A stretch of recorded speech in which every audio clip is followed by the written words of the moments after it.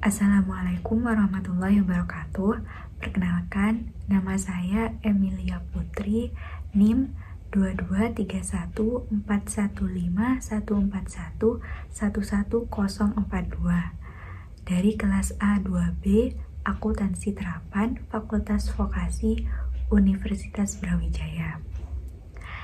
Di sini saya akan menjelaskan tentang resume saya terkait mazhab fikih dalam syariah Islam. Mazhab adalah aliran dalam fikih.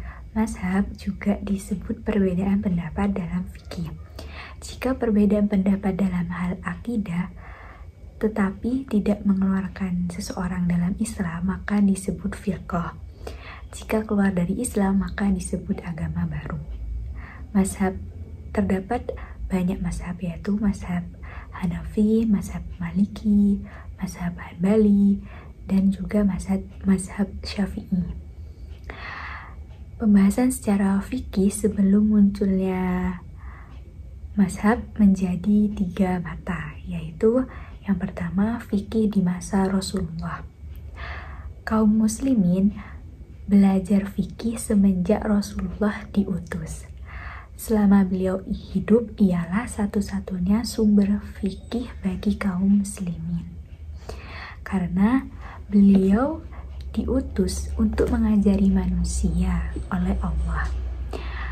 Terdapat dalam surah Al-Maidah ayat 67 dan surah An-Nahl ayat 44. Yaitu dalil yang menunjukkan bahwa Rasulullah diutus untuk mengajari manusia oleh Allah, di antaranya hukum-hukum fikih. Tetapi yang lebih benar-benar menunjukkan karakter fikih yaitu saat Rasulullah hijrah ke Madinah.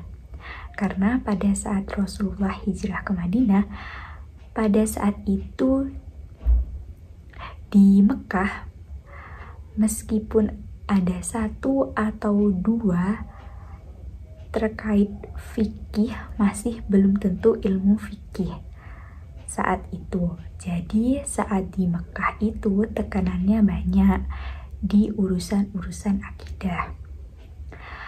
Al-Quran turun 2/3 di Mekah. Itu banyak mengurus masalah tentang akidah. Dakwah kepada Islam, walaupun ada syariah, itu masih belum membentuk ilmu fikih. Larangan untuk berzina, larangan mengubur anak hidup-hidup, larangan mengurangi timbangan, itu belum membentuk fikih secara detail pada saat itu. Baru saat Rasulullah hijrah ke Madinah, barulah bisa dikatakan secara fikih itu dimulai. Kaum muslimin saat itu benar-benar mempelajari ilmu hukum-hukum, baik terkait diri mereka sendiri, terhadap kemasyarakatan, dan lain-lain secara detail. Karena seperti Al-Quran yang turun di Madinah, semua tertera dalam fikih. Pada saat Rasulullah hidup, tidak ada satupun sahabat yang berani memberikan pendapat hukum. Mengapa? Karena di masa Rasulullah ia berhak untuk menjelaskan hukum, bukan seorang sahabat yang menjelaskan tentang hukum.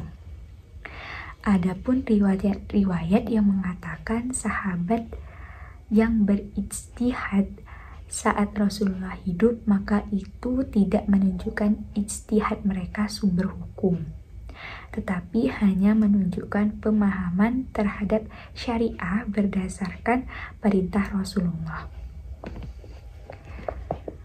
Rasulullah mengatakan dalam hadis, seorang penguasa itu berhak mengadili, berijtihad, kemudian benar itu, jika hal itu benar, itu pahalanya 2, dan jika itu salah, maka pahalanya hanya 1.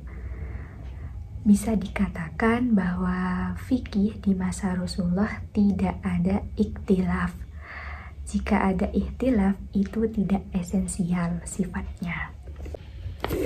Yang kedua, fikih di masa sahabat. Setelah Rasulullah wafat, para sahabat memandang bahwa mereka berhak menyebarkan Islam, termasuk diantaranya menyebarkan fikih. Karena fikih tidak mungkin didapatkan kecuali memahami Al-Quran dan Sunnah. Maka sahabat juga menyebarkan Al-Quran dan Sunnah sebagai sumber hukum Islam. Ketika di masa sahabat, ada masalah-masalah baru dalam kehidupan yang membutuhkan pemecahan hukum, harus mengerti hukumnya apa. Karena tidak pernah terjadi di masa Rasulullah. Pada saat Rasulullah itu tidak ada perbedaan hukum pada saat itu. Akhirnya para sahabat mulai memberikan fatwa hukum berdasarkan pemahamannya mereka terhadap Al-Quran dan As-Sunnah.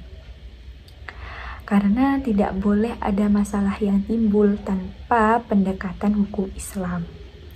Karena hukum Islam diterapkan sebagai solusi dari permasalahan tersebut. Dan solusi dari seluruh problematika kehidupan. Yaitu solusinya ada di Al-Quran. Maksud para sahabat berfatwa adalah mereka akan mengambil nas secara langsung yang lugas tentang permasalahan tersebut. Jika tidak ada lafaz jelas tentang masalah tersebut, maka mereka akan berijtihad.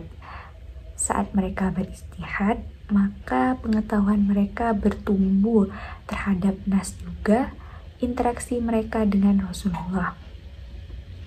Mereka juga membuat standar bermanfaat atau berbahaya tidak dijadikan ilat hukum.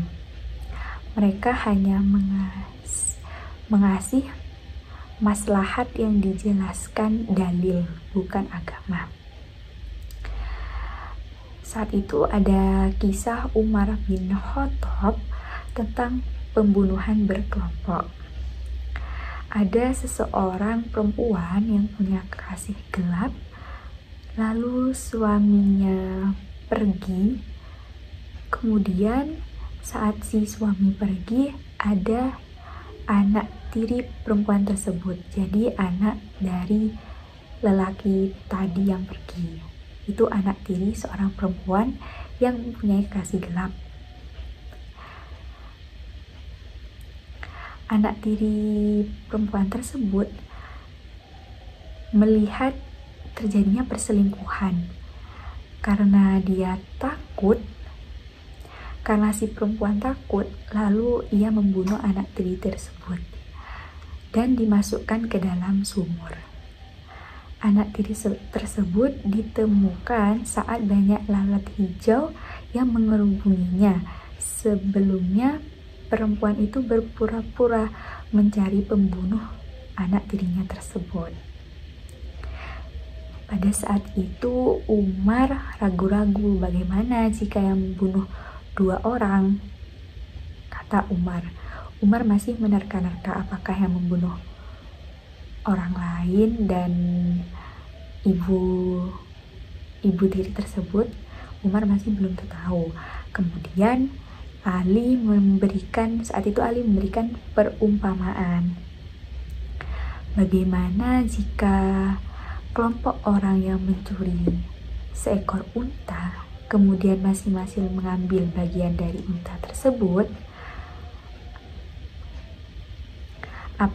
apakah dirimu, wahai Umar, akan memotong tangan para pencuri itu semua? Lalu Umar menjawab, iya. Maka kemudian Ali juga menjawab, lakukanlah seperti itu, kata Ali pada Umar.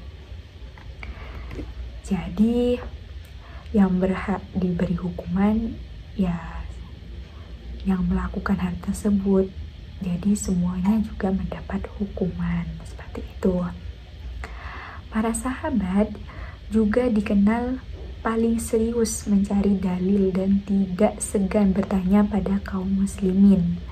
jika masih ada kemungkinan mereka ada yang tahu terkait pada masalah tertentu. Contoh riwayat Baihaqi. Abu Bakar, jika ada orang yang bersengketa, maka dia akan meneliti Al-Quran. Jika mendapati solusinya dalam Al-Quran, maka beliau akan menghukum orang tersebut sesuai ajaran dalam Al-Quran tersebut. Jika tidak ada dalam Al-Quran, maka beliau akan meneliti sunnah hadis Nabi. Dan jika tidak ada lagi di hadis Nabi, beliau akan bertanya pada kaum muslimin. Jika tidak ada lagi, jika kaum muslimin tidak tahu, maka beliau akan memanggil pemimpin-pemimpin kaum muslimin atau para ulama dan melakukan musyawarah terkait permasalahan yang sedang terjadi untuk memberikan keputusan.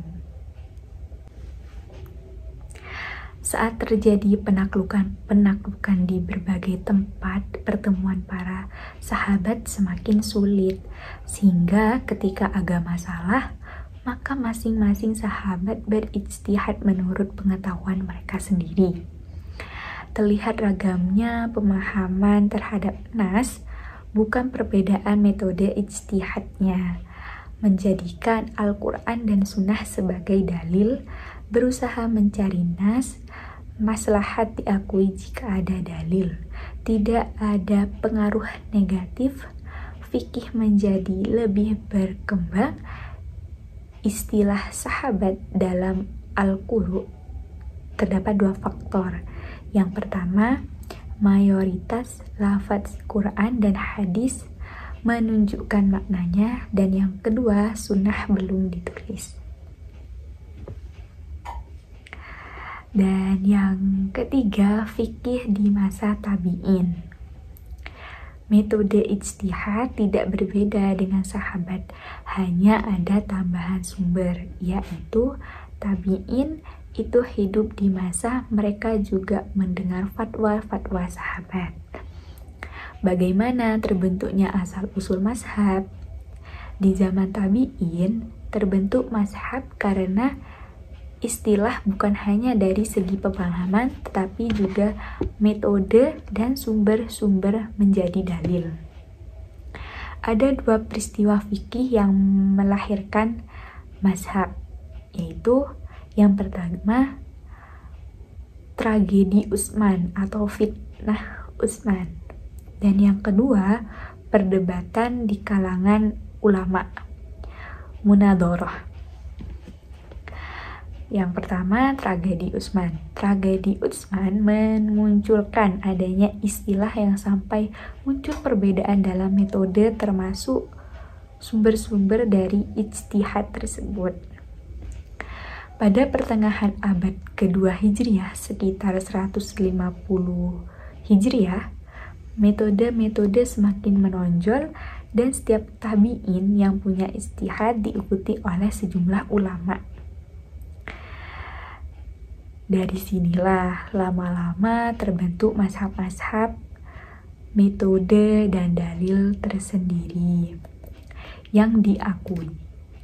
Intinya kembali pada 3 hal, yaitu yang pertama, sumber dalil yang dipakai, dan yang kedua, cara pandang terhadap nasyarat, dan yang ketiga, pemaknaan bahasa. Yang pertama, sumber dalil yang dipakai. Sebabnya ada 4 perkara, yaitu yang pertama, perbedaan metode menentukan kevalidan sunnah dan standar mentafsir as-sunnah. Yang kedua, perbedaan sikap terhadap fatwa sahabat. Dan yang ketiga, perbedaan sikap terhadap qiyas. Dan yang keempat, perbedaan sikap terhadap ijma'. Yang kedua, cara pandang terhadap nasyarat. Ada mujtahid yang terikat pada pemahaman lafaz nas saja dinamakan ahli hadis. Ada yang memahami makna selain dari lafadz implisitnya. Dan yang ketiga, pemaknaan bahasa. Maktub, mahkum, am, qot'i, ada yang maknai wajib, ada juga yang maknai kolam. Bab terakhir yaitu penjelasan bahwa ragam tidak bermakna penyimpangan dalam fikih.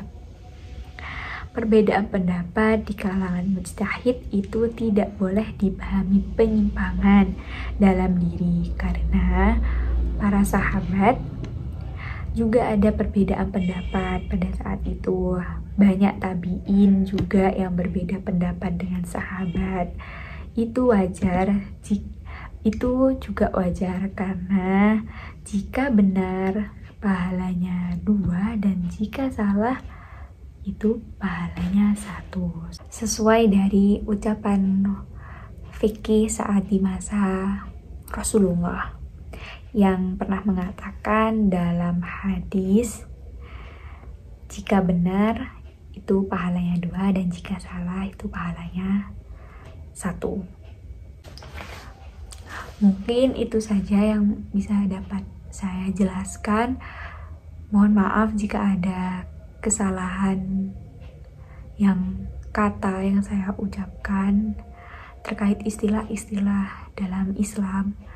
Mohon dimaafkan, dan saya juga perlu bimbingan dari Bapak dosen saya, Bapak Rozikin, selaku dosen pengampu mata kuliah agama. Terima kasih, mohon maaf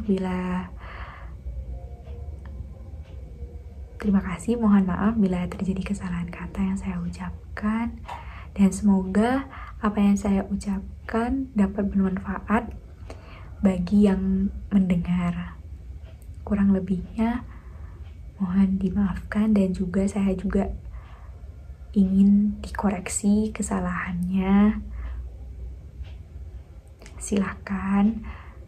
Mungkin itu saja yang dapat saya sampaikan. Terima kasih. Wassalamualaikum warahmatullahi wabarakatuh.